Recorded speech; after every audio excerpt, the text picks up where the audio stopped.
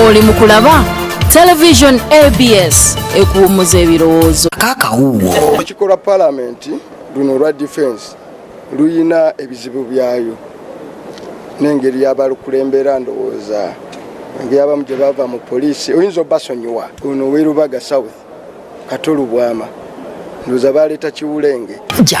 Mwanga Kivumbi alina obulwadde ku mutwe obwa livism obwamaalo obutamuggwamu engeri gyakuwira mu zisiraamu z'ekawempe eri ng'ayambala underwear double color n'ayambala socks double color ate n'engeri gyabeera ebiseera ebisuso bingi nga bannakiyombekedde bamuwasa nnyo gamba omutwe ne gwonooneka kati simwewuunya kuba nti ayogera ebigambo ng'ebyekipumbaavu. Afujja wano nga tulwanirira eddembe ly'obuntu ate gwe n'obaako ky'oyogera eno sisi yeta sibi akatemba. Ate nze nwana naye nze nkuba mukube nze sirwana naye nkuba mukube babukubi ngaya mugaye sina kye nwana naye. Baleeta Kiwulenge ono w'Erubaga South. Parliament yonna yamweta mwadda era nze okubaako ne mubogolerako kyayambye nnyo n'okumuteeka ku level waajja naye ng'amaalo n'obugwagwa n'obutoletole bumukutte mu bwongo bwe buti kata kyasobola kubaako kintu ky'amagezi kyayogera. Akawuuwo gano si mawulire wabula kijjobi.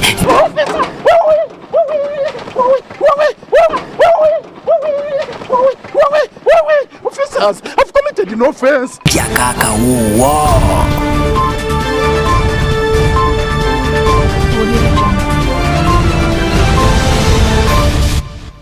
Osibye otya omulabi wa ABS TV essaawa ziri 3 ez'ekiro akadde kaba kamawulire ejjako Akawuuwo ng'omusomi ndi nabo mareste nga ndi ne munnange Mwenyango Mase nate katusooke tulabe emitwe emikulu mu galeero.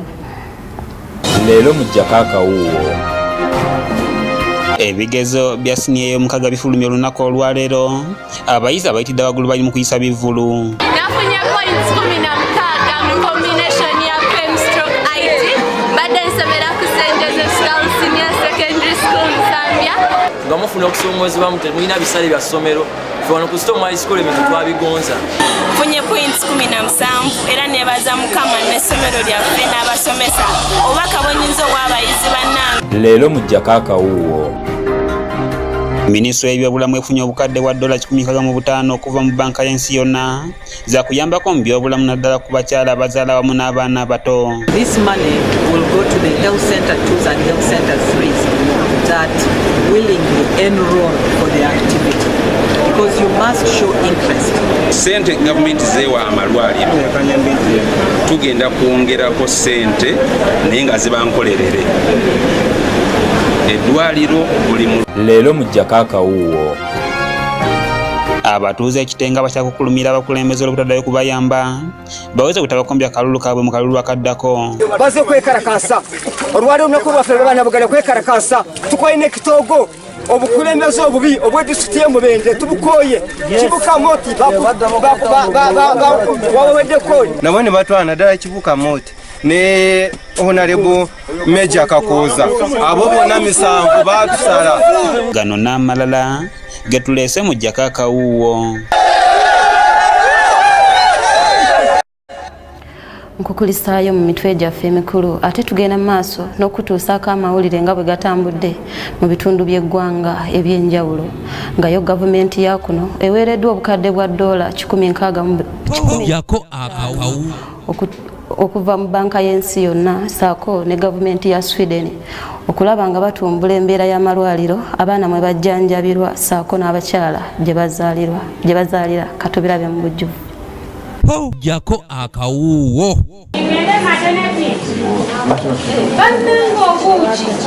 Omutindo gw'ebyobulamu naddala mu byalo gubadde gukyali wansi ddala olw'ebikozesebwa naddala mu busenga wazaalirwa okubeera ebitono nga n'amalwaliro agamu tebiriyo ekiviirako obulamu bwa bannakazadde b'eggwanga okubeera mu katyabaga. Tebo nina essanyu linjiriro okulaba nga muzze ne mukukyalira n'obuyambi bwonna era nkubiriza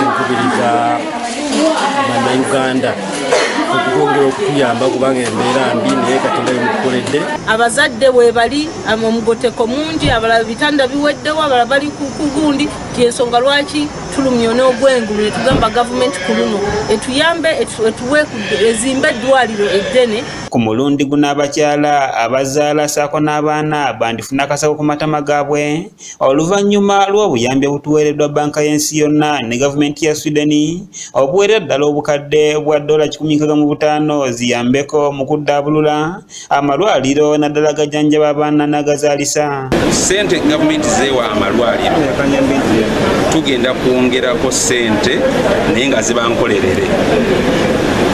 Eddwaliro buli mulwadde buli mukyala n'omwana ajjanjabibwa kubaako ssente zetubongerako.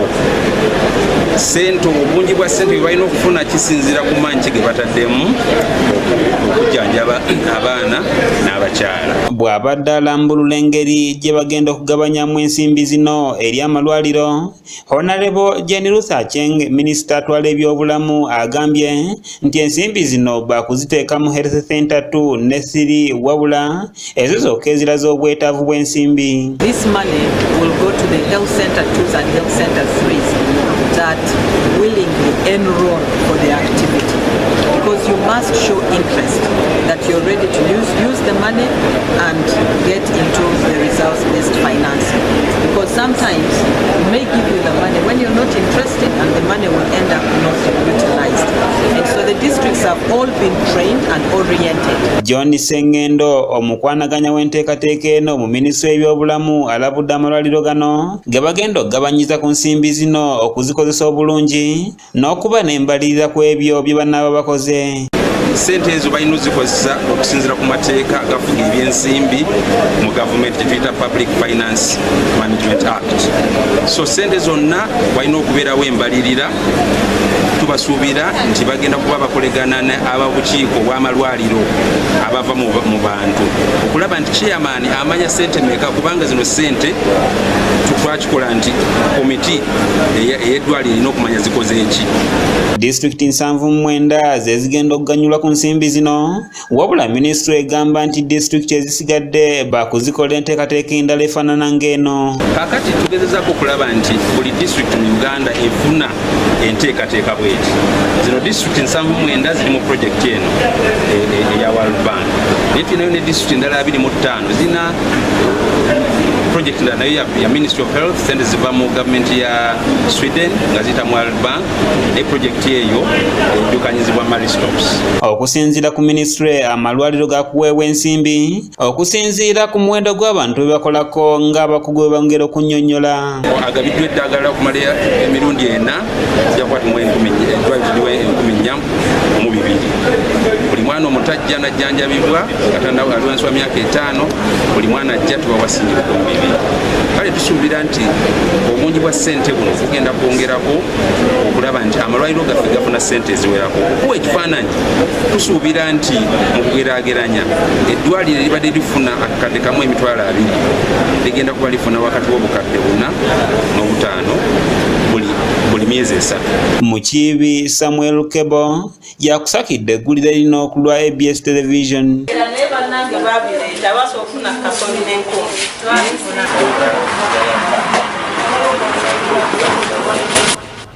Weewaawo eyo nno nga tuvuddeyo yo ministry evunaanyizibwa ku mazzi, ebibira n'obutonde bw'ensi ezeemu nekkaatiriza ng'ebyapa byonna eby'omuntobazi ebyakolebwa nga ssemateeka wa 1995 amaze okubagibwa bwe bigenda okusalibwamu kubanga byakolebwa mu bukyamu.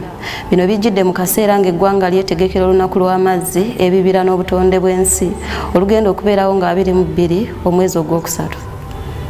Jako akawuuwo. Ebijaguzo eby'omulundi guno eby'amazzi, ebibira n'obutonde bw'ensi byakuyindira ku Water Resources Institute Entebbe wansi w'omulamwa gugamba nti amazzi amayonjo n'obutonde bw'ensi bye bikulembera mu kuleetawo enkulaakulana y'omuggundu.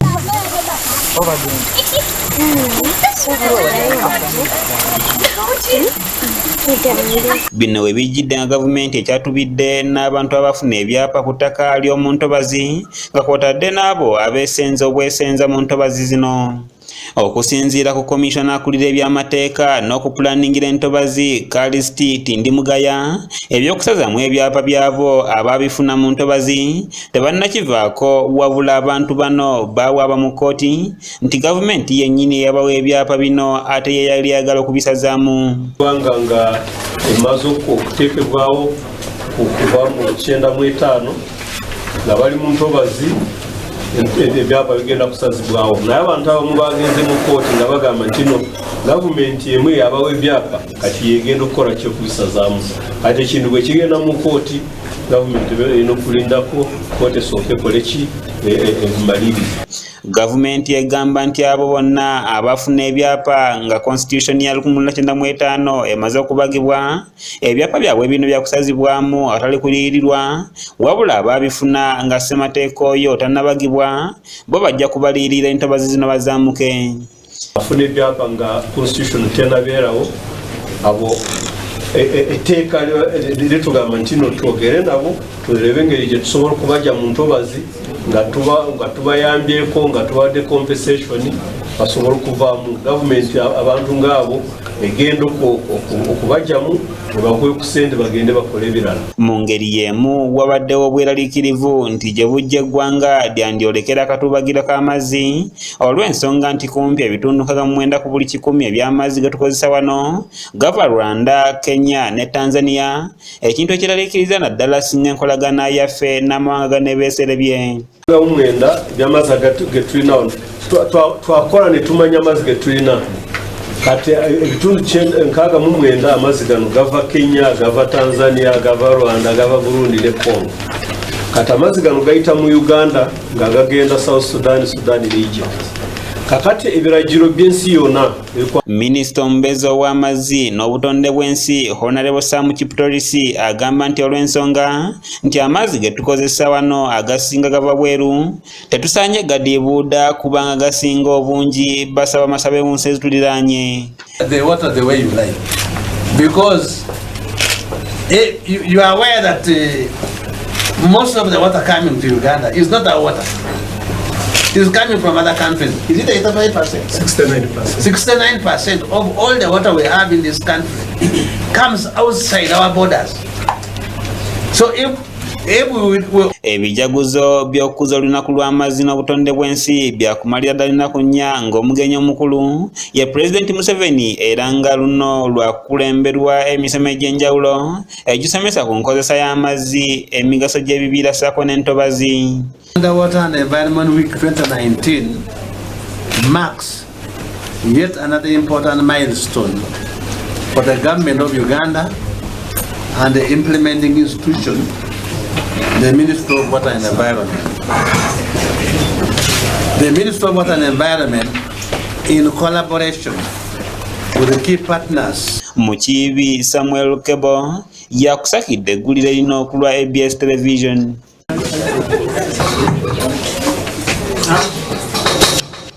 Weewaawo ate eby'ebibuuzo bya siniya ey'omukaaga ebyakolebwa omwaka oguwedde bifulumya enkya ya leero nga mu bino kyeyolese nti omuwendo gw'abaana abatuula ebibuuzo bya siniya ey'omukaaga beeyongera okukendeera buli mwaka oguyita. Katubirabe mu bujjuvu. Jako akawuuwo. Ekitongole ekivunaanyizibwa ku bigezo mu ggwanga enkya ya leero kifulumiza ebyavudde mu bigezo bya siniya ey'omukaaga eby'omwaka oguwedde nga bino nno biraze okuddirira mu nkola y'abayizi mu masomo ga sayansi wamu n'omuwendo okukendeera okusinziira ku baatula emyaka egiyise. Ayagala eggwanga ejjivu kuliza n'abaana balabutwale essanyu omusana eryafuna omwana okusoma bulungi. Mwebale nnyo, mwebalire ddala. Ku masomero ag'enjawulo abayizi wamu n'abasomesa baabwe olufunye amawulire g'ebigezo bino batandikiddewo okujaganya olw'okubiyitira waggulu. Nafunye points 16 mu combination ya IT. Badde nsomera ku St. Joseph's Girls Senior Secondary School Zambia.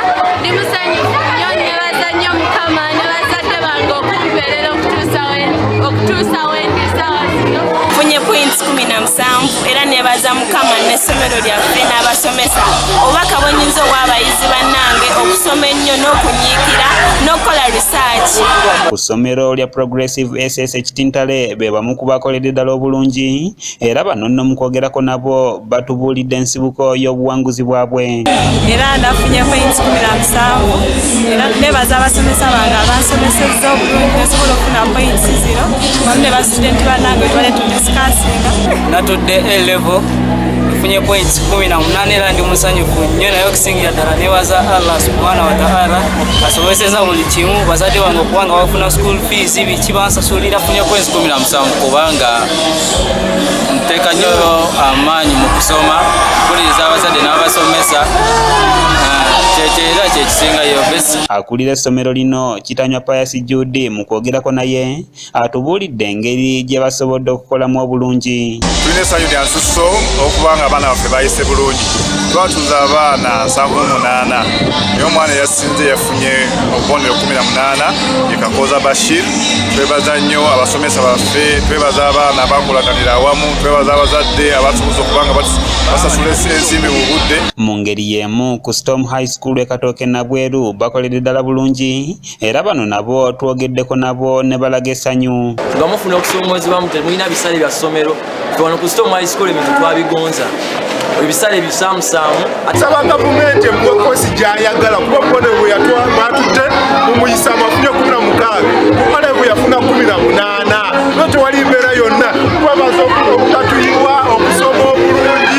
Kyokka atwala ebyensoma ku ssomero lino atubuulidde ebimu ku bizibu ebibasoomooza naddala nga baba amasomero g'obwannannyini. Emisolo gituliikibwa giri waggulu wesanga nti oluusi tunyigirizibwa okubanga n'akasente ketusaba abazadde kaba kawanvuko wesanga n'abazadde bennyini nabo balina obuzibu nti sente bazifuna mpola mpola bamufuna mpola ate nga teri kitudizibwa okulaga nti naffe tusasula emisomo.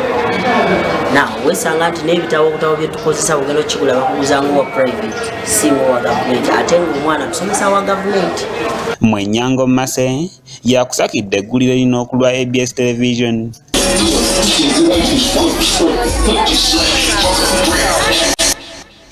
Weewaawo ate n'emboozi eyo tugenda kuwummulamu katini tukomawo n'amawulire amalala mangi tovaawo. Luno lwe lugero lwaffe olwaleero.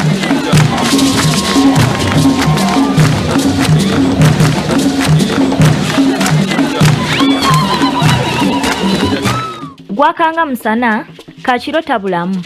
Ngwe mwe tambula bulungi tewekoona. Ulidde. Jebaleko basebo. Kale nyabo. Nawe jebale. Abatoba gamba ki? Balungi. Bulungi. Kale tugende kuduka mbagulire mukomewo.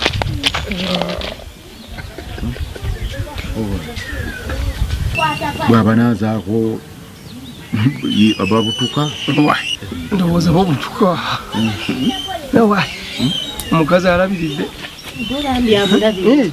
okimanyi omukazi yabusulanga bwa wiiki nga 2 ate babuzaala 3 mulundi gumu ate wiiki 3 bwayonkaki maama waabwe naye omukazi ayagala abaana oyo ate yabaagala kuva buto ono siyabuzaala siyabuzaala wadde alabiridde laba kali tekanabye katunula naye ndaba bwatunula gwe byewana byabaagala kati oyo akuba ayinamu omwana akyabuze abadde mu bbanga obwana butebuli myaka nga 9 lwakwate bwalina ndabirira buto kale naye oyo omukazi n'amala afuna olubuto ng'oyo omusajja obutayinza kuddayo bbwaga era nze obufuula ekyokuzanyisa kya akali akake kwasamala okuzaala katonda akimanyi senga ageza n'amuwa olubuto obajja bufuula ekyokuzanyisa kyabaakyakyamu omwana kanga agulira abaana ebyokulya oyo alabika abatwalako okuduuka bo bakomewo yeyeyongereyo bagamba nti wadde gwakanga misana kirota bulamu namunsiimeeko gwakanga musana kakirota bulamu. Amakulu gali nti omwezi ne bwe gwako okwenkana enjuba tekitegeeza nti buba bufuuse misana nabwe kityo omuntu ne bwakwagala nga bwe yeeyagala era ak'obuntu tekabulamu nti asobola okukola ekikyamu n'olw'ensonga eyo omuntu tomwemalizanga nnyo. Olwo lwe lubadde olugero lwaffe olwaleero.